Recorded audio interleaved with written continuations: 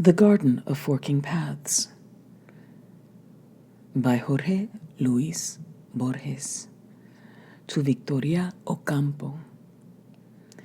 In his A History of the World War, page 212, Captain Little Hart reports that a planned offensive by 13 British divisions, supported by 1,400 artillery pieces against the German line at Serra Montalban, scheduled for July 24, 1916, had to be postponed until the morning of the 29th.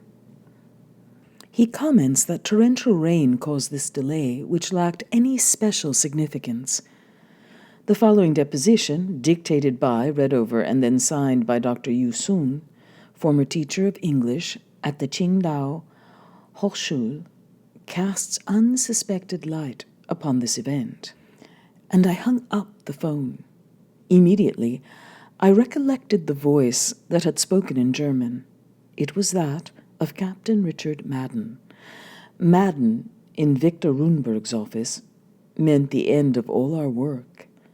And this seemed to me a secondary matter, or should have seemed so to me, of our lives also.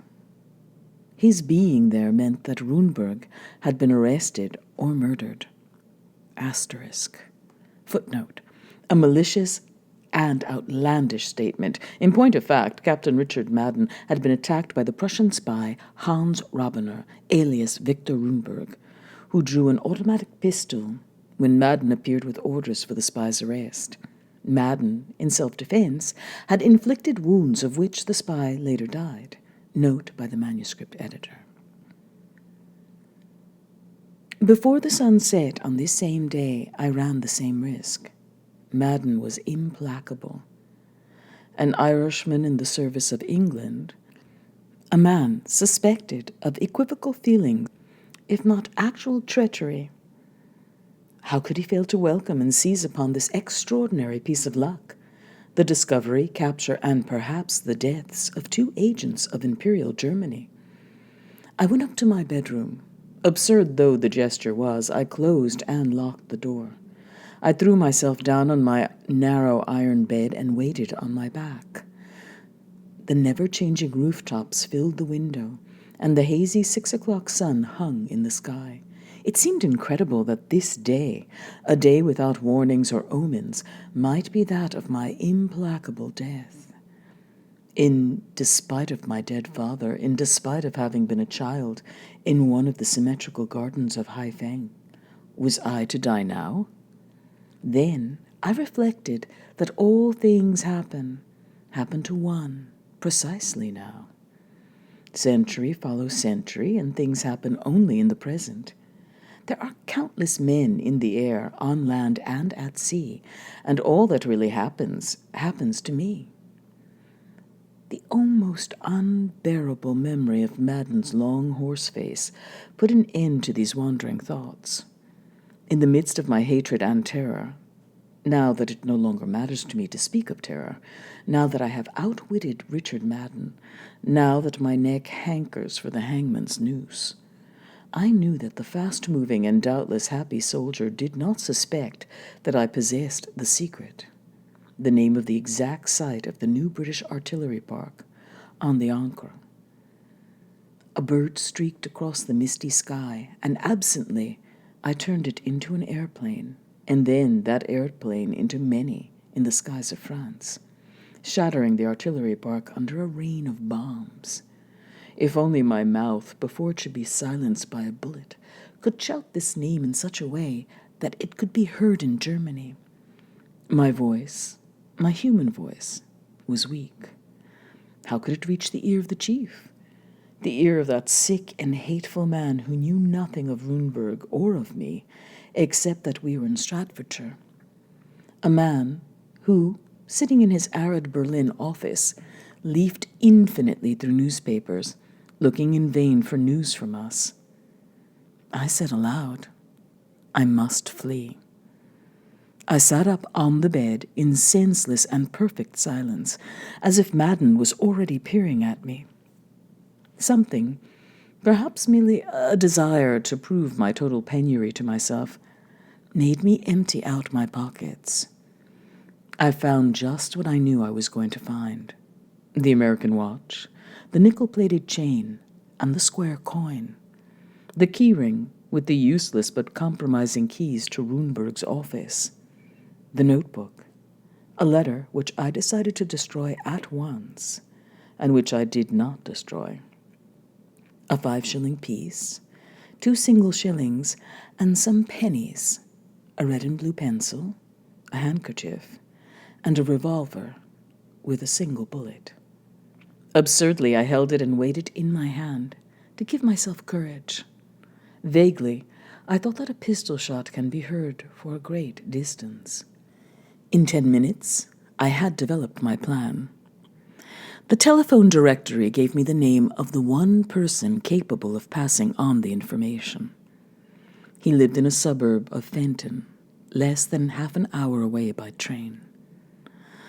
I am a timorous man. I can say it now that I have brought my incredibly risky plan to an end. It was not easy to bring about, and I know that its execution was terrible. I did not do it for Germany. No. Such a barbarous country is of no importance to me, particularly since it had degraded me by making me become a spy. Furthermore, I knew an Englishman, a modest man, who for me is as great as Goethe, and I did not speak with him for more than an hour, but during that time, he was Goethe. I carried out my plan because I felt the chief had some fear of those of my race, of those uncountable forebears whose culmination lies in me. I wished to prove to him that a yellow man could save his armies. Besides, I had to escape the captain. His hands and voice could, at any moment, knock and beckon at my door. Silently, I dressed, took leave of myself in the mirror, went down the stairs, sneaked a look at the quiet street, and went out. The station was not far from my house, but I thought it more prudent to take a cab. I told myself that I thus ran less chance of being recognized. The truth is that in the deserted street, I felt infinitely visible and vulnerable. I recall that I told the driver to stop short of the main entrance. I got out with a painful and deliberate slowness. I was going to the village of Ashgrove, but took a ticket for a station further on. The train would leave in a few minutes, at 8:50. I hurried, for the next would not go until 9:30. There was almost no one on the platform. I walked through the carriages. I remember some farmers, a woman dressed in mourning, a youth deep in Tacitus's annals, and a wounded, happy soldier. At last, the train pulled out. A man I recognized ran furiously but vainly the length of the platform. It was Captain Richard Madden. Shattered, trembling, I huddled in the distant corner of the seat, as far as possible from the fearful window. From utter terror, I passed into a state of almost abject happiness. I told myself that the duel had already started, and that I had won the first encounter by besting my adversary in his first attack, even if it was only for 40 minutes, by an accident of fate. I argued that so small a victory prefigured a total victory. I argued that it was not so trivial that, were it not for the precocious accident of the train schedule, I would be in prison or dead. I argued with no less sophism than my timorous happiness was proof that I was man enough to bring this adventure to a successful conclusion. From my weakness, I drew strength that never left me. I foresee that man will resign himself each day to new abominations, that soon only soldiers and bandits will be left. To them I offer this advice: whosoever would undertake some atrocious enterprise should act as if it were already accomplished, should impose upon himself a future as irrevocable as the past. Thus I proceeded, while with the eyes of a man already dead, I contemplated the fluctuations of the day, which would probably be my last, and watched the diffuse coming of night. The train crept along gently, amid ash trees. It slowed down and stopped almost in the middle of a field. No one called the name of a station. Ashgrove? I asked some children on the platform.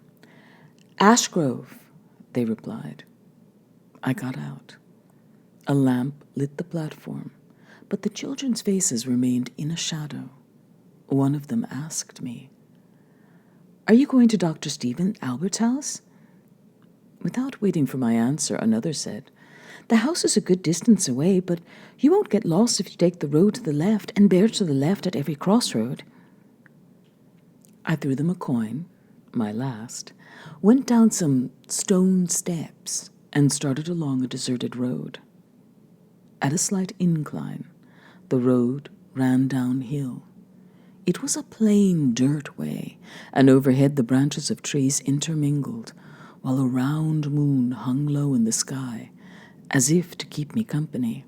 For a moment, I thought that Richard Madden might in some way have divined my desperate intent. At once I realized that this would be impossible. The advice about turning always to the left reminded me that such was the common formula for finding the central courtyard of certain labyrinths. I know something about labyrinths. Not for nothing am I the great-grandson of Su Pen. He was governor of Yunnan and gave up temporal power to write a novel with more characters than there are in the Hung Lu Meng, and to create a maze in which all men would lose themselves. He spent 13 years on these oddly assorted tasks before he was assassinated by a stranger. His novel had no sense to it, and nobody ever found his labyrinth. Under the trees of England, I meditated on this lost and perhaps mythical labyrinth. I imagined it untouched and perfect on the secret summit of some mountain. I imagined it drowned under rice paddies or beneath the sea. I imagined it infinite, made not only of 8-sided pavilions and of twisting paths, but also of rivers, provinces, and kingdoms. I thought of a maze of mazes, of a sinuous, ever-growing maze, which would take in both past and future, and would somehow involve the stars. Lost in these imaginary illusions, I forgot my destiny, that of the hunted. For an undetermined period of time, I felt myself cut off from the world, an abstract spectator. The hazy and murmuring countryside, the moon, the decline of the evening stirred within me. Going down the gently sloping road, I could not feel fatigue. The evening was at once intimate and infinite. The road kept descending and branching off, through meadows misty in the twilight. A high-pitched and almost syllabic music kept coming and going, moving with the breeze, blurred by the leaves and by distance. I thought that a man might be an enemy of other men, of the differing moments of other men, but never an enemy of a country, not of fireflies, words, gardens, streams, or the west wind. Meditating thus, I arrived at a high rusty iron gate. Through the railings, I could see an avenue bordered with poplar trees, and also a kind of summer house or pavilion. Two things dawned on me at once. The first, trivial, and the second, almost incredible. The music came from the pavilion, and that music was Chinese. That was why I had accepted it fully, without paying it any attention. I do not remember whether there was a bell, a push-button, or whether I attracted attention by clapping my hands. The stuttering sparks of the music kept on, but from the end of the avenue, from the main house, a lantern approached, a lantern which, alternately, from moment to moment, was crisscrossed or put out by the trunks of the trees, a paper lantern shaped like a drum and colored like the moon. A tall man carried it. I could not see his face, for the light blinded me. He opened the gate and spoke slowly in my language. I see that the worthy He Sipang has troubled himself to see to relieving my solitude. No doubt you want to see the garden. Recognizing the name of one of our councils, I replied somewhat taken aback. The garden? The garden of forking paths. Something stirred in my memory, and I said with incomprehensible assurance, the garden of my ancestor, Supen. Your ancestor? Your illustrious ancestor? Come in. The damp path zigzagged like those of my childhood. When we reached the house, we went into a library filled with books from both east and west. I recognized some large volumes bound in yellow silk, manuscripts of the lost encyclopedia, which was edited by the third emperor of the Luminous dynasty. They had never been printed.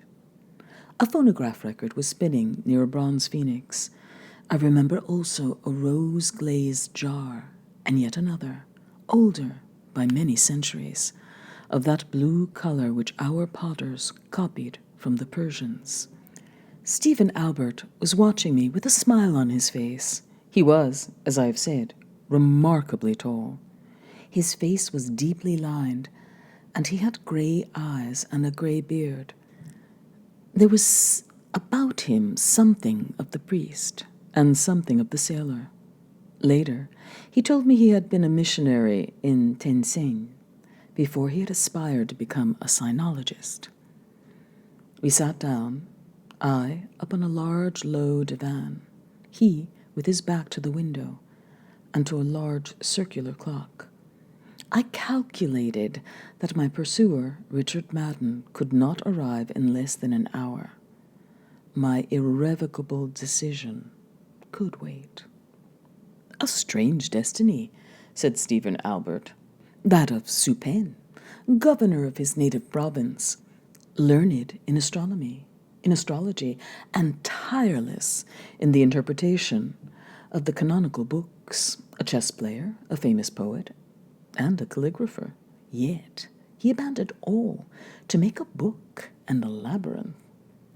He gave up all the pleasures of oppression, justice, of a well-stocked bed, of banquets, and even of erudition, and shut himself up in the pavilion of the limpid sun for 13 years. At his death, his heirs found only a mess of manuscripts. The family, as you doubtless know, wished to consign them to the fire, but the executor of the estate, a Taoist or a Buddhist monk, insisted on their publication. Those of the blood of Supen, I replied, still curse the memory of that monk. Such a publication was madness. The book is a shapeless mass of contradictory rough drafts. I examined it once upon a time. The hero dies in the 3rd chapter, while in the 4th he is alive.